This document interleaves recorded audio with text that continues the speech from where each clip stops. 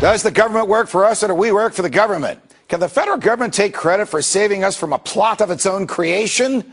Tonight, has the federal government kept us safe, or does it just want us to think that it has kept us safe? Since the tragedy of 9/11, numerous crazies and low-level copycats have engaged in criminal behavior which they hoped would result in the deaths of innocent Americans and somehow advance their cause of jihad. If you ask the leadership of the FBI, most of whose field agents are tireless, dedicated, Constitution-supporting professionals, it will tell you that the FBI, has foiled about 17 plots to kill Americans during the past 10 years. What it will not tell you is that there have been 20 foiled plots, and of them, 3 were interrupted by members of the public. The 17 that were interrupted by the feds were created by the feds. We all remember the 3 that were foiled by diligent Americans: the shoe bomber, the underwear bomber, and the Times Square bomber. In all of these cases, the crimes charged were those of attempting to kill and conspiring with others to do so. In all 3 of those cases, alert Americans on transcontinental flights or in the streets of New York City told authorities of bizarre behavior or actually subdued the threats themselves. There was no foiling by the FBI. The plotters were, thankfully, bumbling fools who had poorly planned their criminal behavior and who ended up harming no one. All 3 are serving life terms.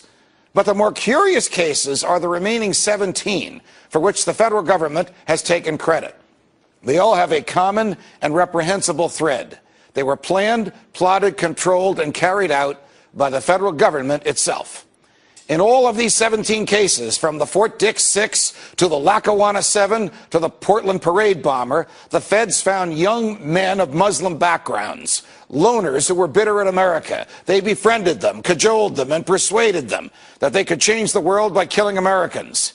In all these cases, agents worked undercover and portrayed themselves to the targets as Arabs of like un-American mind. In some cases, the federal agents used third parties to act as middlemen. The third parties were typically persons who had been convicted of crimes and who, in return for leniency at their own sentencings, were willing to work with the same feds who prosecuted them in order to help the feds entrap whomever else those feds were pursuing.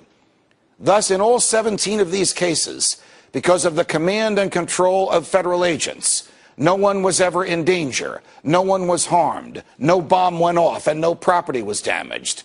But in all those cases, the losers whom the feds targeted each believed that they were interacting with real plotters who would bring them cash and bombs.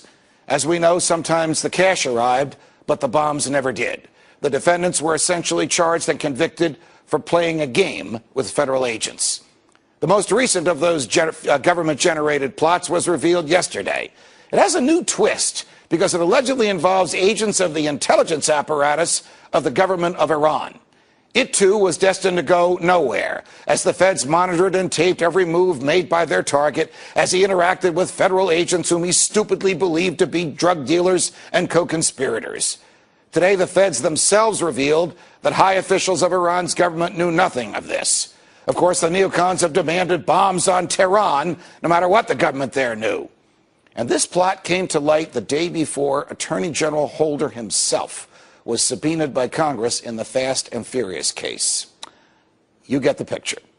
Are any of these plots criminal? Can the government just pick and choose whom to seduce and then lower the boom at the right time and arrest its would-be Confederates? Is this a proper and efficient use of law enforcement resources? The answers to these questions are obvious, and they are not good.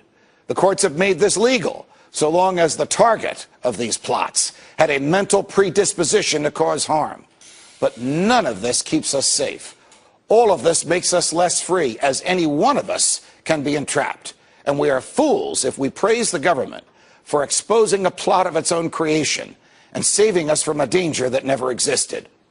Can the government break the law in order to enforce it? Well, when it does, it becomes a law unto itself, and the rule of law dies as the feds decide whom to target and whom to trap. Think about it. Are we really safe in a false sense of security? Why do we pay the government to trick us into believing it is keeping us safe? When no one is harmed and the government controls the plot, aren't we just punishing someone for his thoughts?